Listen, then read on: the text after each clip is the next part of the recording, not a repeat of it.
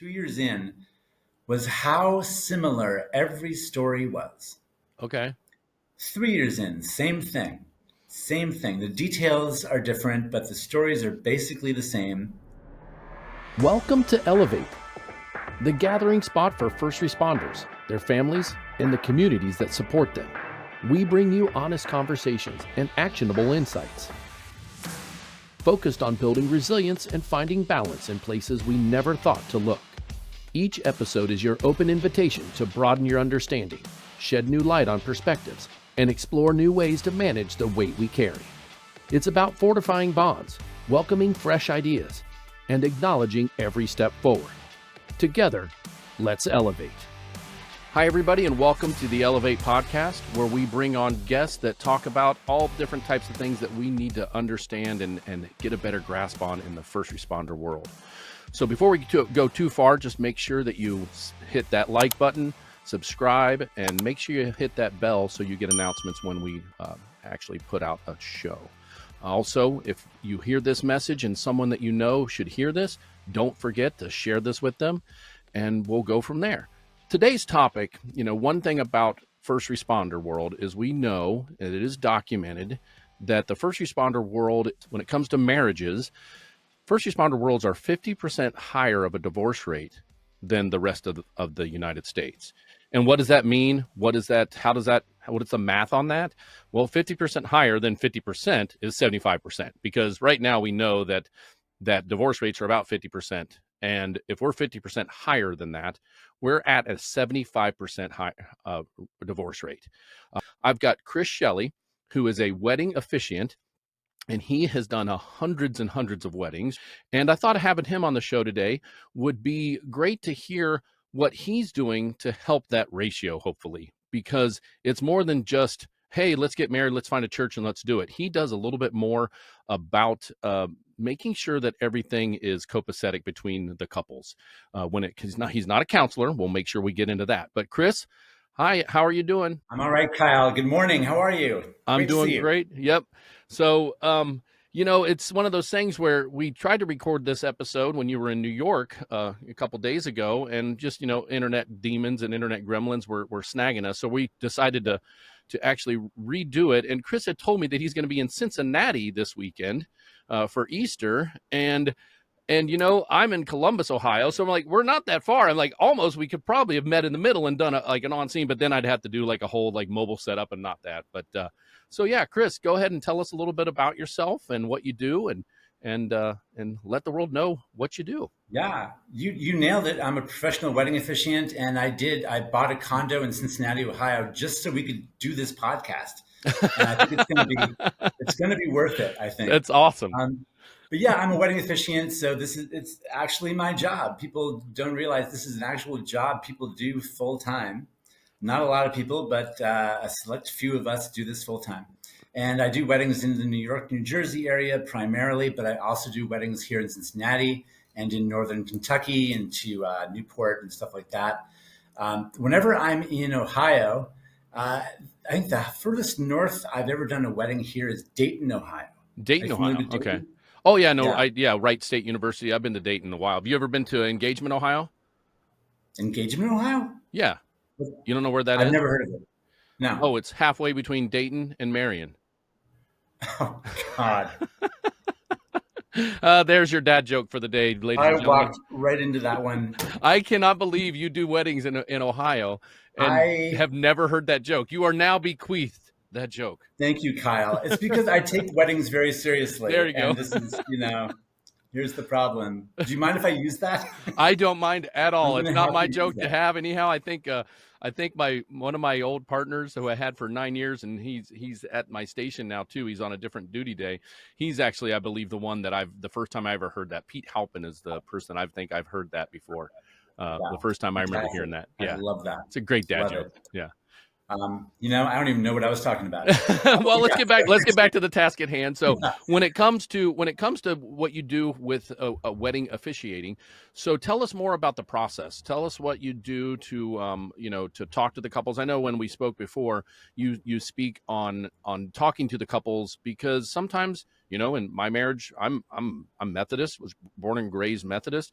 My wife was born and raised Catholic. Not a huge, not a huge friction there, but it could be different, like I didn't know what Right. pre-Cana was when I first got Right. married, but I went and did it because that's just what they do. And I'm like, okay, that's fine. Yeah. You're still Christian Yeah. religion for me, let's just go see what it's all about. So tell us about the process and what you actually do. And the Yeah. fact that, you mentioned that you actually went to school for this, Right. yeah. Yeah. Let me set up some context for the kind of weddings I do Okay. before people start to think I'm some kind of priest, who's just not wearing his Which is collar right now. It's not yeah. like that at all. So what I am, there are various terms. I use the term officiant because most people have heard the word officiant. The other more specific term is certified celebrant. Okay. And the term, this is where I went to school to learn how to do this. There's a school called the Celebrant Foundation and Institute.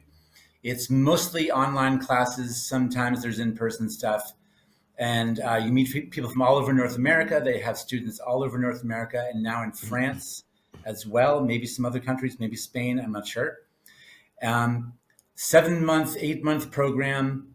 And you choose to major in something, if you will. Some people major in funerals and memorial services. Other people do like life event kind of ceremonies, baby namings and other things. Some people choose weddings. I chose weddings because I thought they'd be more fun than funerals. That's usually true. Right. I also do memorial services occasionally, just because of the families I've been involved with. I'll talk more about that later. But where I'm coming from this is celebrants are trained to be neutral for couples. So more and more couples are getting married, not in religious buildings, not in churches or synagogues or mosques, but they're getting married in hotels and baseball fields and event spaces and catering halls. And priests and rabbis and official religious people don't want to go to those venues. They sometimes can't go to those venues to do a wedding. It's just against whatever religion they have. So they need someone neutral like me to go and do this. So I have no religious agenda at all. I have no affiliation, personally or professional, with any religion. So I go in and I'm talking about the couple. And I'm talking about the couple in such a specific way that the guests think I know them already. Okay. And really, at that point, I know a lot about them. And so I'm kind of sneaky with how I get this information. Not really sneaky, but when I work with a couple, I need to know a lot about them before I get up in front of their 200 guests and talk about them. Talk about them, right? I don't want to make stuff up. I Right. want to represent them the way they want to be represented. So I have phone calls with them. I meet up with them if I can. But regardless, I have a questionnaire that I have them fill out. Okay. They fill it out separately because I want them to give me their honest take on all of these questions. I don't want them to give me the agreed upon details and the stories they tell at parties when they're just trying to save time. I want the deep, dark secrets and the strong internal feelings they've gone through as they've been together. So I'm asking them how they met, where they met, when they met, stuff like that. But also, do you remember the moment you saw each other? Do you remember what you were wearing? Do you remember what music was playing? Do you remember the situation that made your lives overlap? Tell me about the early days. They tell me about the early days when they were dating and the fun things they did and how they made it work. If there were obstacles, if they had work schedules, for example, that didn't line up, if one of their jobs was more stressful than the other person's job, if they were in different countries because one was studying abroad or something. These are obstacles that people go through, things that test their relationship. And yet, here we are at their wedding. They have obviously chosen to go forward and combat these things however they can.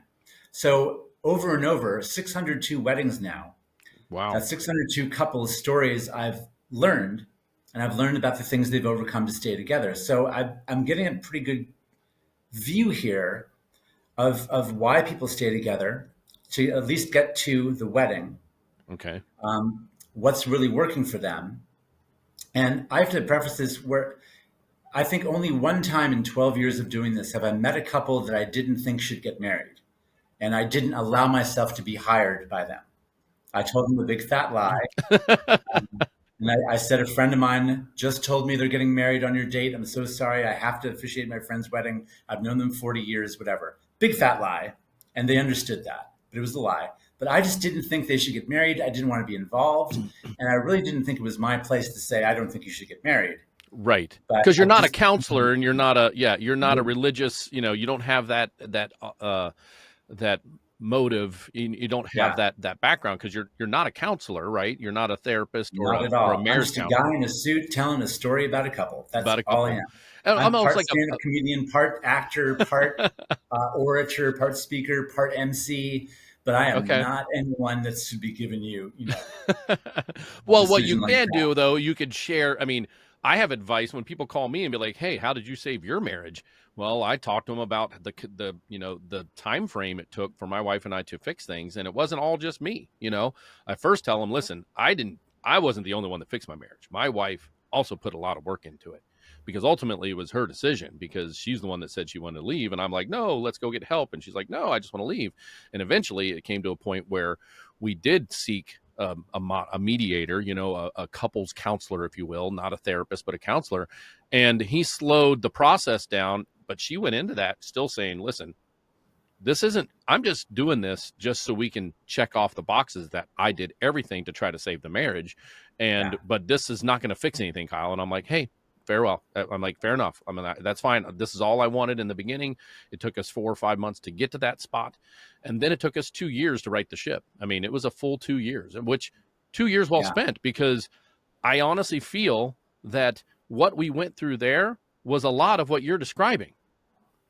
Like, he yeah. took the time to meet us individually too. Once we met the first time, first of all, he had to decide if he wanted to work with us, because if we had one of the 4 horsemen, there's no way that he told us right up front. He's like, listen, if you've got one of the 4 horsemen, he's like, I'm out. And I'm like, what? 4 horsemen? Yeah. The 4 horsemen of marriage. He's like, if any of you are actively in cheating on each other, active adultery, active abuse, active money smuggling, or not laundering, money hiding, or if either one of you have any type of depression that is not being dealt with, he's like, I'm out, because those are the 4 things that I can't overcome. Because if you keep on cheating on each other, and that's not what was going on, I don't think. I know I wasn't, and I don't believe she was either, and I digress on that. But when it comes to that was like a really nice, like, boom, this is real. If this stuff is going on, I'm out. I don't even want to talk to you guys anymore. And by the way, I've got to like you just as much as you like me. So I want you to interview me as well. So, and if that was done, and then once everything was on the table and all the things we went through, and then eventually he had a meeting with me personally and her personally. And Hmm. he talked about the beginning. Hey, what was it like in the beginning? Blah, blah, blah, blah, blah. So it's like, man, if this would have been more than just pre-Cana in the beginning of my marriage, because we had pre-Cana, and of course the only stipulation that I had to do to get married in the Catholic Church, because I was a Methodist, not that it was a big conflict, but I had to agree that my kids were raised Catholic. And I'm like, okay, I don't know what that means. I didn't no clue what raising a kid Catholic meant, but I'm like, yeah, I still want to marry her. I mean, she turned out good. So if she was raised Catholic, my kids can be raised Catholic, and everything will be fine. So, and so that's literally met with the deacon that one day. And he goes, I'm cool with this, just as long as you're okay with raising your kids Catholic once you have kids. And I'm like, okay. So, Yeah. and we did, Feel the but love. Feel the yeah. love. Just raise them Catholic. I don't care. Yeah. Thanks a lot. That really helps me. Thoughts and Yeah. prayers. Yeah. So like I said, pre-Cana was nothing like how you describe, and which I really feel like, and I also feel that there's 4 books that I think every married couple should read before they get married. That's called The 5 Love Languages. Huge book, amazing book, right? From the same Yeah. author is The 5 Apology Languages, a wonderful book. I've actually used that in my professional life as well. In times Yeah. that you mess up at work and you have to apologize, or because you have to know, just like love languages, there's different apology languages. Another one is Boundaries. And then the book that the crazy cycle came from, because when you're in a crazy cycle, you can't get yourself out of it. And that's what my wife and I were in. I was not showing her love, so she wouldn't show me love. And that's the crazy That's a cycle, crazy right? cycle. That is a Yeah. crazy cycle. And that book was The Crazy Cycle Comes from Love and Respect is the name of that book. So, Yeah. so those are some, I mean, I did a lot of homework. We did a lot of work, like I said, almost a year and a half, total of 2 years of writing the ship, but a year and a half worth of Yeah. really deep work on myself, because I'm like, man, I got to get myself right, because if I'm not right, whoever's next, because I was young enough back then that there would have been a next for her and me, and knowing how to deal with baggage and all that stuff. And I'm like, well, instead of bringing on new people's baggage, why don't we just fix our baggage? Yeah. So tell us more about the process when it comes to. Go ahead. Well, what you said is, first of all, thank you so much for sharing all that. This is deeply personal stuff, and I appreciate that, Kyle. And I can't help but think that if in the early days and even before you took the step of getting married, you were thinking about these questions, maybe things would be different. Right. I mentioned I get sneaky about how I get people to think about stuff. The questionnaire, it's not like I'm hiding the questionnaire. I make them do the questionnaire because I need to know about them to do their ceremony. But what really happens for these couples is I'm forcing them to think about the questions they should be thinking about. Right. I need them to realize this is a real big decision they have to be making, but I'm not a counselor. I'm not coming across as saying, okay, here's the chapter heading, important stuff you need to think about before we get married. No, it's just kind of in there like, oh no, I need to know this so I can talk about you. Gotcha. So they're not thinking, clever. I see that. So that's what I mean by sneaky. Yeah. That's the sneaky part. Yeah. Yeah. So there's no pre-cana when you're a non-religious wedding celebrant. Your check has to clear. That's what we need to happen for us to marry you. We need to be available. But I think we do care a good deal though, because we want to be a part of something that's genuine. I don't want to get up there and put on a show that is completely untrue. I don't want to lie to a whole room full of people about how great this couple is when they're not. Yeah. So I learn all about them. I learn what's working. And like I say, in all these years, most of my couples, almost all 99.9% of them should get married. Everything's working. And it's really wonderful to be a part of it. So the process is, they fill out all these answers. They tell me about the early days. They tell me about the obstacles they've overcome to be together. But they also tell me little background stuff. They tell me about their families, what families they come from, both spiritually or geographically, like what country are they from? These countries have different feelings about. That's hugely important because different countries have different views about what a marriage is and what a ceremony should be. And a lot of the time for me, the couple themselves are not so religious anymore if they're finding me, but their family is still. Right. Like even just one generation removed, their parents still are. In some cases, their grandparents are really religious. And they really want to see some element of their religion in the ceremony. And that's fine. There's ways to include things to assuage that family member and not overwhelm the ceremony and make it some religious thing at a hotel, which would be really weird. So there's questions about this. I need to know what I'm stepping into as far as their families go. Because most couples I meet, even though they themselves may be different from their parents, they still love their parents. Mostly. Yeah. Sometimes they don't, but mostly they do. And so you want everyone to be happy as much as possible in these things. So I'm looking for things like, do you want to say thank you to certain family members? Did someone play a huge role in your life personally or as you're a couple? Who can we thank? Who can we involve? I always mention where people are from. If people are from all over the place, I list all the cities and countries they're from so they hear their city and country and feel like they know I'm here. Right. Well, and that's another thing too. Like, what's the most beautiful word anybody can hear? Their own name. Their own name, right? Yeah. And same thing when it comes to their heritage. If they hear that someone's, giving out and talking about their homeland or what have you, if they're not from here, or even their hometown, or their, when I hear the word Westerville, because that's where I grew up, when I hear the word Westerville, like nationally, like I've been out of town before and said, oh, I'm from Columbus. Well, I know about Columbus. Where at? And I'm like, oh, I live in Westerville, or I grew up in Westerville.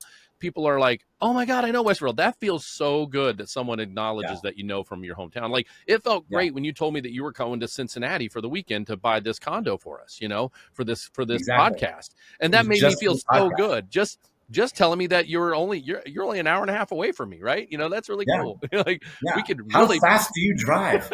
Jeez. No, I mean I'm thinking the northern minutes away from each other. Well, I'm not when it comes to where like Columbus, you're the bottom of you just past Engagement, Ohio. You're like down closer. I can get to like I can get to the hockey arena on the north side of town there in an hour and 45 minutes from my Yeah. house All right. when it's not like Friday afternoon traffic, right? All right. We're not going to talk about your driving habits right now. So back to We're going to talk back to the about what task at hand. drives good relationships. No. There we go. But so there's other stuff. So I asked them, all about the family. I like also know about the other wedding vendors. Like, who am I dealing with? What kind of thing are we putting on here? There's questions about them personally, what they do for a living, if they've had any cool job transitions, whatever. It's more information than I ever need to know, but it gets them to think about pretty much their whole life. Yeah, that's and like there's the something's sneaky up part, for me, right? Yeah. And so now I have people who thoroughly thought about their life, and they give me their information. I read it over. What started hitting me about 2 years into doing this work, and I've been doing this for 12 years, 2 years in, was how similar every story was. Okay. 3 years in, same thing. The details are different, but the stories are basically the same.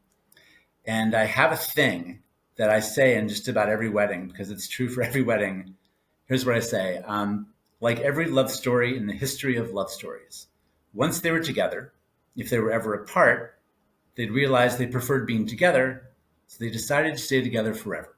Okay. And then we kind of segue into the story about the proposal, and it's very nice and tidy. But it's true for every single thing. They're together, they love being together, and then something forces them to be apart, whether it's their work schedules or travel or whatever, like I mentioned. And for them to not let those factors rip them apart and choose to communicate as best they can and hear each other for wherever they are in their journey in their lives. Mm-hmm. Those are the couples that stay together. When I want to go back to something before I forget. You were talking about the nature of fixing your marriage. Fixing. I almost think that the better term to use, and I'm not a counselor or shrink or anything, maintaining. Maybe Yes. maintaining and improving. Right. Because to say like, okay, it took us 2 years to fix it. What, now you're done? No. No, like every no. single day, you've got to put in the effort there and be Right. present and just see where you each are every single day. Yeah. It's not something you get married and that's it. No more effort. I wish it were like that. We all do, but it's not that way at all.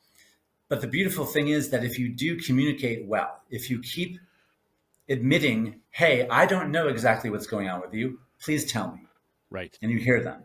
And they do that for you. And you're never assuming you know things about each other. If you do that, you're on a much more honest plane with each other. Right. And day after day, and that becomes a habit, just it's reinforced after a certain 100,000 number of times. It's just something you do. Those couples, and I'm speaking from experience with my own marriage, get closer and closer and closer. And it's sort of that Tao Te Ching thing where you have to be flexible, like the reed. You can't be solid like a brick. You have to be able to flow with things. Having that kind of vulnerability can be really, really helpful, but it's really hard to learn.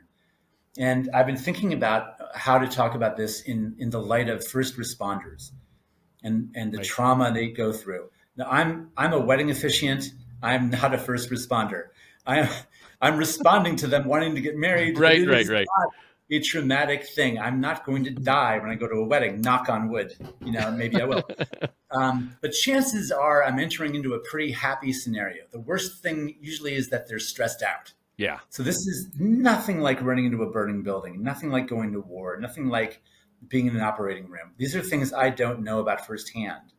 But I do know about keeping a marriage flexible and adaptable and improving all the time. And I swear my marriage is better now than it ever has been. Oh, I bet. It's never been easy, but we realize that we need to be clear with each other all the time. We need to learn about each other all the time and keep growing as people. Right, because just to think that you're the same person as you were when you got married, you're not. And we just grew apart. Well, you grew apart, but everything changes, but you weren't flexible enough. It makes sense that you allowed them to change right in the middle of knowing that you probably changed too. There is some humility when it comes to keeping a marriage together. There is some stuff where, like you said, how many, like I had to look back at myself when she asked me that morning. I came off shift.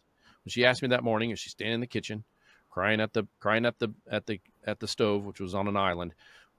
What's wrong? I'm done, is all she said. I'm done. I'm like, whoa, what does that even mean? And it was very humbling for me at that moment, because I realized, oh crap, I knew things weren't going right for a while, but I didn't do anything to step up and communicate, right? She didn't do anything Right. to step up and communicate either until that day when it became too late.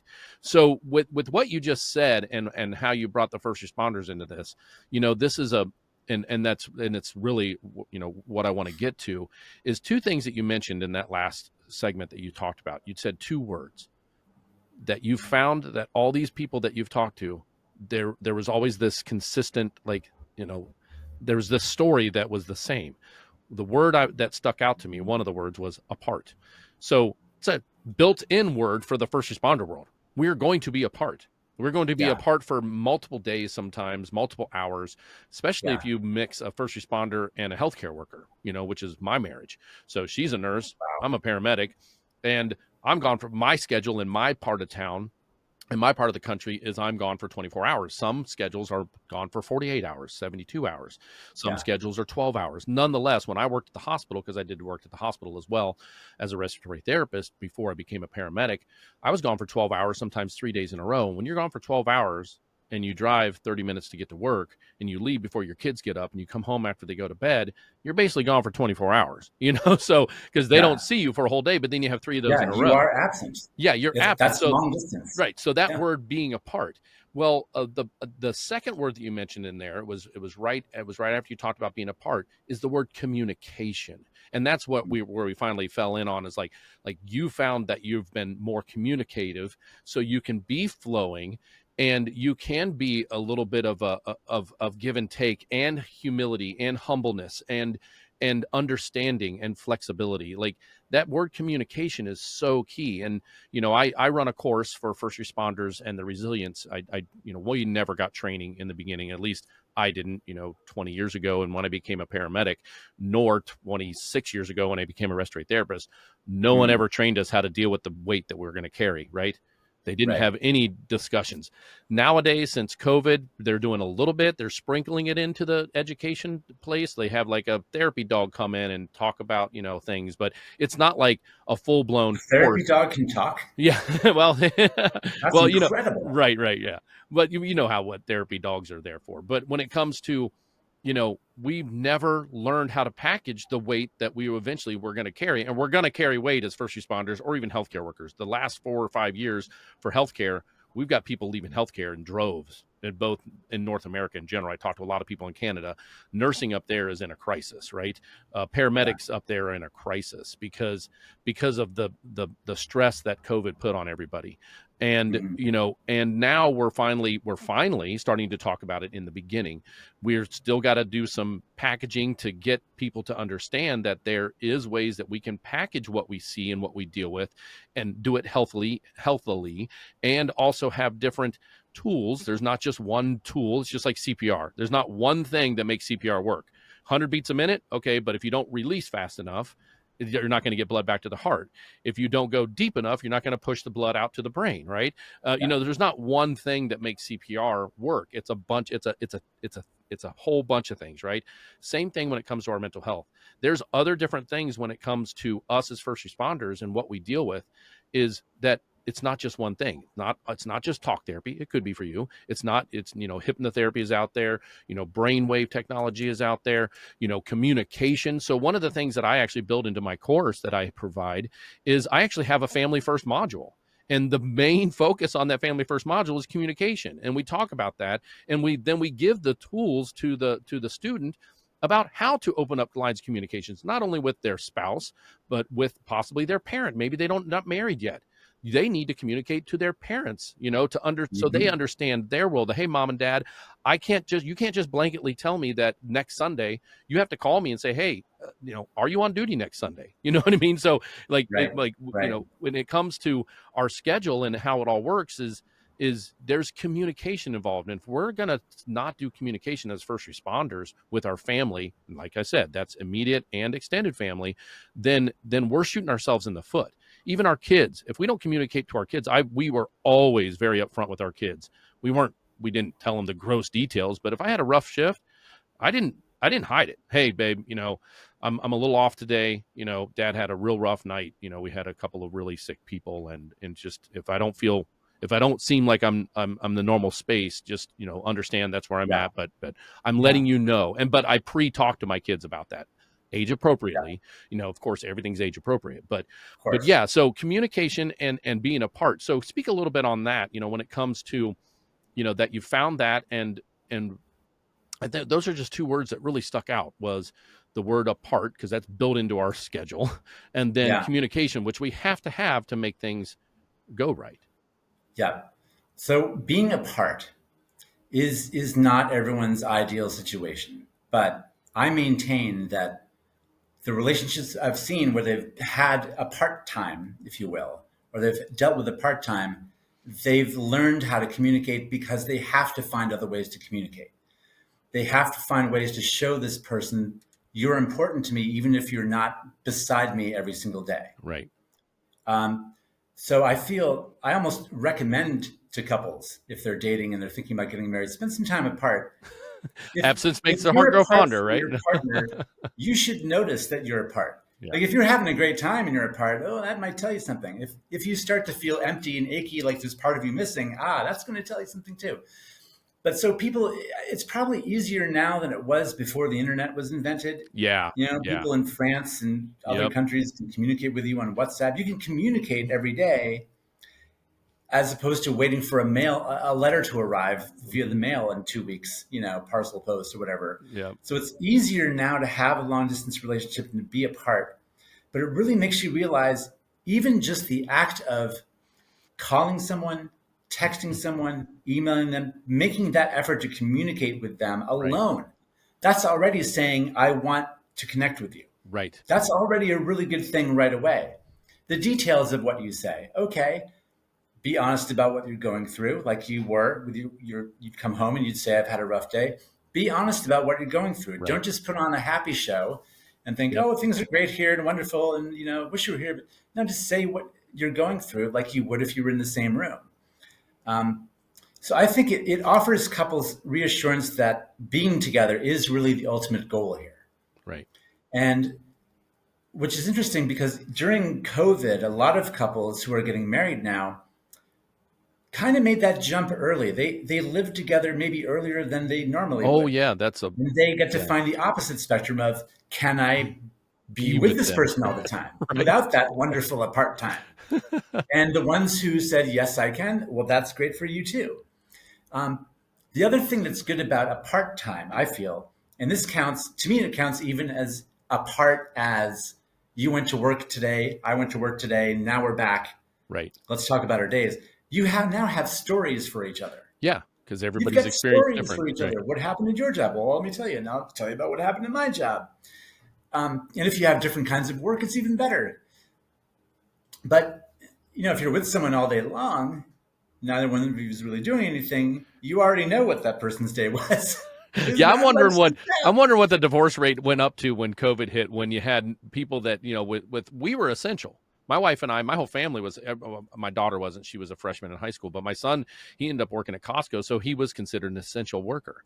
Yeah. And he was a senior in high school, so he was basically done by the time all that hit. It was just formalities to get through the rest of the year. So he went to work at Costco, essential worker. I was a paramedic, essential worker. My wife was a pediatric nurse, essential worker. So our lives did not change one bit. Like other than my daughter. And then we didn't realize that until about 2 months in. We're like, oh crap, she hasn't been out of the house in like 90 days, 60 days, 90 days. Like it was like between 60 and 90 days we calculated. We're like, she hasn't even been out of the house because we would not let her go to the store with us because we were already high risk. We're like, listen, we don't need to put you at more, but that was in the beginning when nothing was known.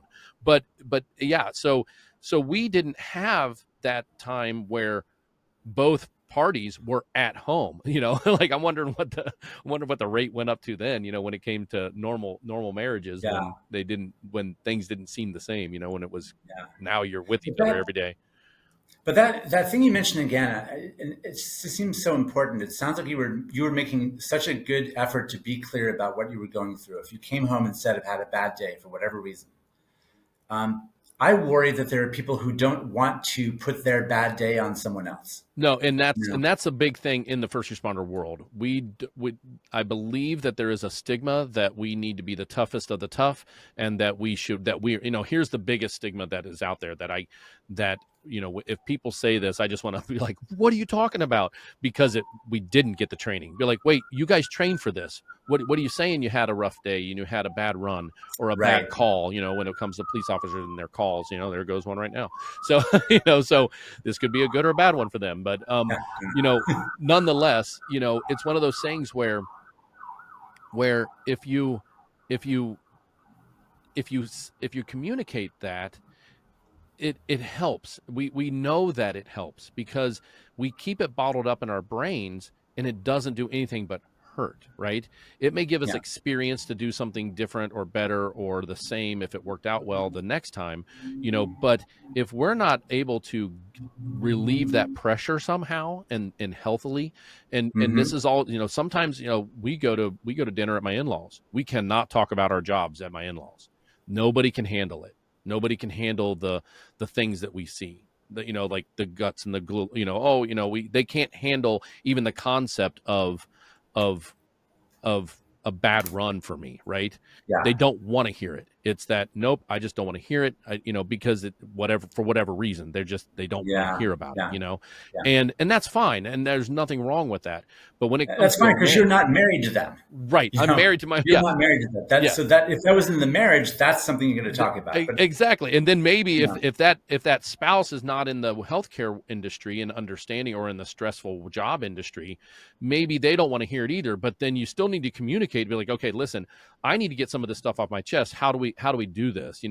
I'm closest to you, but if you need me to call like a coworker or an old friend every morning after I get off work, then that's what I'll do. So I come home and I've flushed it, or, what kind of things can we do together? Like, once again, it's opening the lines of communication. But it's also, there's a real fine line there, because the thing to understand is when two people love each other that much and they're that committed to each other, maybe they don't like hearing the gory details of what a bad run means to you. Right.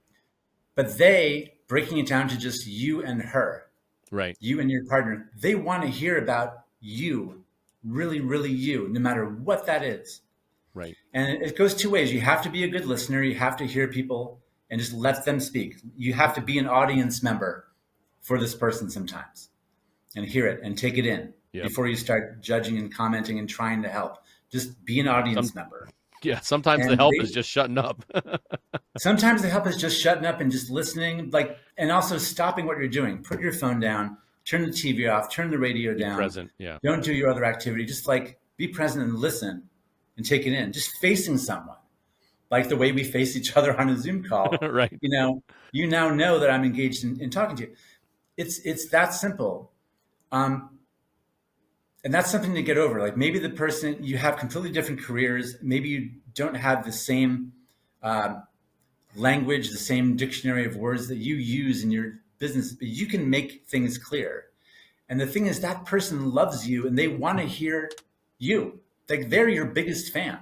They want to know what's going on. So it's almost like I want people to go home and put aside the fact that you are a first responder and maybe they are not a first responder. Put aside the labels, put aside the roles, and just be the people you are with each other. Simplify, simplify, simplify. Like, I think some of this, right? The weight of saying, oh, we're first responders, we're supposed to be all tough. Well, you're already still thinking, I'm just a first responder. No, I'm a human being. I'm a guy. I'm a father. I'm a husband. Let's look in those terms first. I'm Kyle. That's it. I'm just Kyle.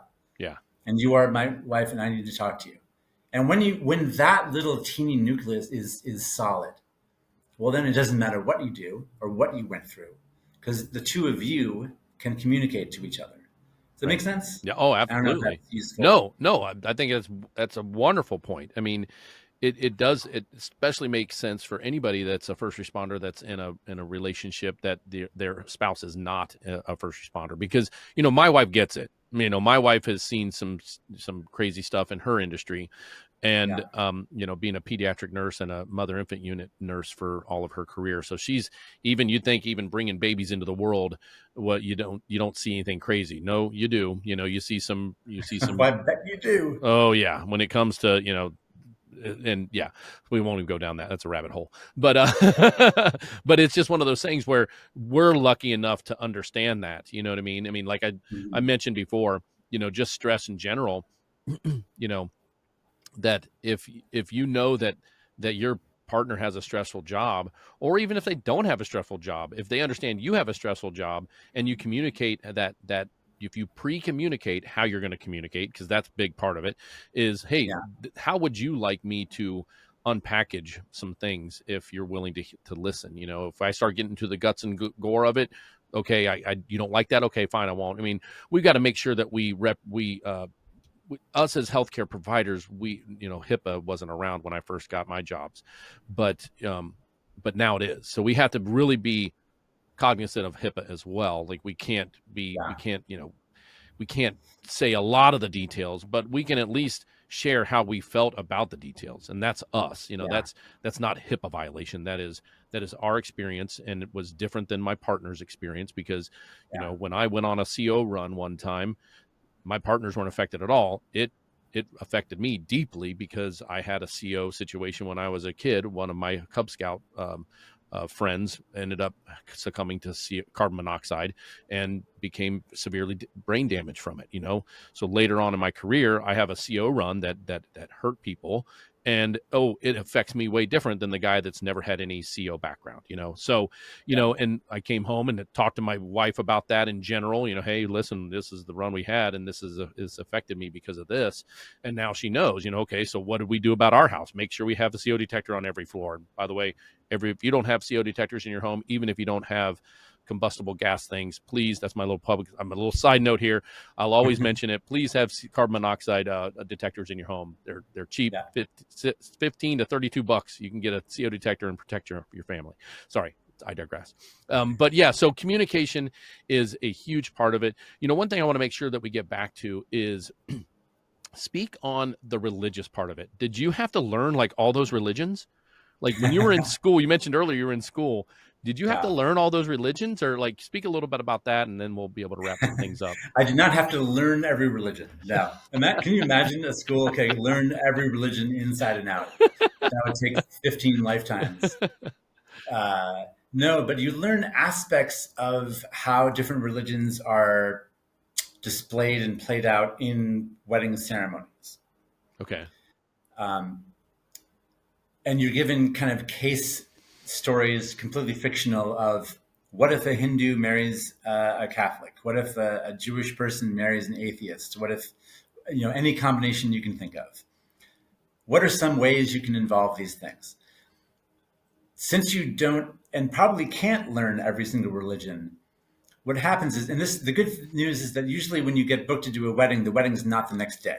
Yeah. The wedding's a year from now, 6 months from now, 4 months from now. You have time to research what you need to research. And chances are, in most cases, all the research is asking the couple, what rituals do you want to do from your family? Because they know the rituals already, Right. oftentimes. If they don't, you do a little research, you figure it out, you figure out what's involved in that little ritual and where you're going to put it in the ceremony, and you show it to them, and that's it. Right. So I didn't have to learn every religion. That would be amazing if I did. Have like a little chip implanted in my neck. So yeah, you're not a theologian, right? I mean, I'm not a no. theologian. Okay. I'm just a guy in a tie Okay. Guy in a doing tie. weddings. Guy in a tie. But what's wonderful about when these religions are presented in ceremonies, it's cool for me. I didn't grow up religious either, so Okay. I didn't really have any of these things. And there are families who, certain countries, India, they have 3 or 4 day weddings. They're Wow. Oh my massively gosh. amazing things. Here, everyone's like, we want to Oh my keep it gosh. 21 minutes. Yeah, I was at a Greek wedding one time. My best friend got married, and it was at a Greek church and a Greek wedding. And oh my God, it was the longest ceremony known to man. It was so long. My Yeah, knees were weak. so long. But what's really beautiful about some of the rituals that get included is they just make sense metaphorically. They're all Yeah, metaphors, you but were. they make sense. Yeah. The most popular one, Right. yeah, Yeah. the most common combination of religions in the couples I marry are Catholic Jewish Right. or Jewish not Jewish, Right. but always Jewish. And so, one simple solution at the very end, we do the breaking of the glass. Right. They take a light bulb, usually it's wrapped up in a napkin, and I explain that the breaking of the glass represents the fragile nature of love. Love is very fragile because once broken, it's very hard to put back together again, like the glass. So everyone gets the metaphor, and at the end, the groom stomps in the glass, and everyone yells "Mazel Tov," Right. and they party. And the thing is, people love yelling out loud if they know that everyone else is yelling out loud the same thing. People love it. They get to be, Yeah. extroverts for 1 second. Right. Yeah. And but it's the clear metaphor that works. And what's really cool about that is that you realize we're all humans here. Whatever religion we go to, we've been raised by. Ultimately, I think these religions are encouraging people to be good people for the most part, Right. Yeah. And so it's nice. And for me, it's just interesting. Like I learned about things I never knew about before. And I have to think of a way to now translate that quickly to a group of people, half of whom have maybe never heard it before. Right. There was a half Hindu ceremony once, and they put they look like Hawaiian leis, but I think they're called mana or something, or mala or something. And someone comes up and puts one over the bride's neck and one over the groom's neck, and they wear this throughout the ceremony. They're very colorful and beautiful, and they represent the union, pretty much. And it's really simple. It doesn't take up much time to do it, but it's there visible for the whole half hour, 20 minutes. And that's kind of beautiful, Yeah. And I think it's interesting for people just to think about a minute, well, how could I show how important my marriage is here? I had a couple that were huge hockey fans. Okay. And they did the tying the knot thing, tying the knot, famous tying knot. But they used hockey skates, hockey laces. Laces, right. From hockey skates with their team logo on it. And that's what they used. You know what I mean? So there's That's ways to kinda say, cool. well, how Yeah. can I metaphorically show how important this is to me?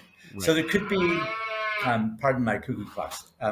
Is that a cuckoo clock, That's or do you have another a goat there, or is that a moon? Well, yes, it is Cincinnati. No, but what I'm saying, even in relationships and trying to circle back, and like first responders, any relationship, marriage that needs some work, are there ways you can maybe go back to the beginning and say what really represents the two of us? Right. Or now 20 years in, how can we show what we've gone through together? And just think in terms of something you can have visibly displayed in your home. So every time you look at it, you instantly get refreshed and remember who the two of you are. Yeah. Because you are not going to be like anyone else. And that is yours and yours alone to keep, the two of you. And if you've got something like that heartbeat of your relationship, that could be a beautiful thing too. Yeah. One thing, before I forget, one little trick also, now that I'm older, I know I can do this. I've been married 21 years in a row to the same person. We looked back on ourselves as 32 and 31-year-olds when we got married. And we look at those people and we're like, God, they were idiots. They didn't know anything. You just feel like as an adult, you realize how much more you know now. Oh my gosh. So the trick is in your head, look back at the two of you when you got married, how young you were. Yeah. You know how it is when you look at kids, they're young, they're just doing dumb stuff, and you see them absolutely clearly.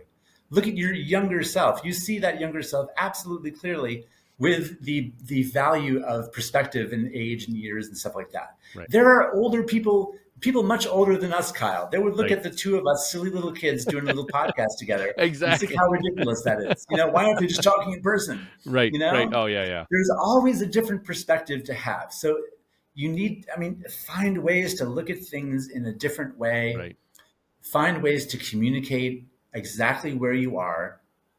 And most importantly, every single marriage will benefit from having a working carbon monoxide thing in your home. That is the key to an important, and also both of you should know CPR. Yes. Oh, absolutely. You hear Stand Alive, that should only mean one thing to you, not disco, saving a life. That's right. Yep. This is the important stuff. So true, so true. All right. Well, thank you so much. On that, we'll end this podcast this time. I think that when I first met you on that networking event, you think when you first meet people, sometimes you're like, oh, this sounds like a really cool thing, but where's the tie-in to being a first responder to come on my show? And then it dawned on me almost like instantaneously when we were talking on that breakout session. It's like, wait a second, this guy's done so many marriages and so many weddings. I'm like, he's like a professional like a professional couple person, right? Without being a counselor. I'm like, he's going to have some major great insight. So I'm glad that I reached out to you and we planned on having this. I think we met almost 2 months ago, really. I think by now, by the time it is right now when we're recording this at late March, but yeah. So once again, thanks, Chris, so much for coming on. Chris Shelley, everybody. Oh, real quick, tell people how they can find you if they want to. If all of a sudden something resonated with them and they're looking for an officiant, or they're in the Central Ohio / Ohio, New York, New Jersey area. I don't know, man. I guess if they, like you said, if they paid you enough, they'll fly out to Hawaii, wouldn't they? I will go wherever people pay me to go, Kyle. Those are my morals. They can find me. My website's Chris Shelley Speaks.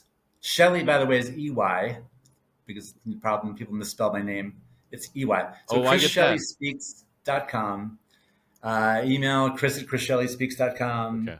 And there's links there to the speaking stuff I do and also to all the wedding stuff I do. My wedding company is called Illuminating Ceremonies. If anyone out there is getting married, or if anyone out there is renewing their vows, people celebrate those things too. Right. Talk about something to look forward to. Yeah. So those are the ways. Okay. You can and find all that me, stuff will be down all that stuff I'll have down in the comments area or in the show description. Instagram. That's as close as I get to being a young person is Instagram.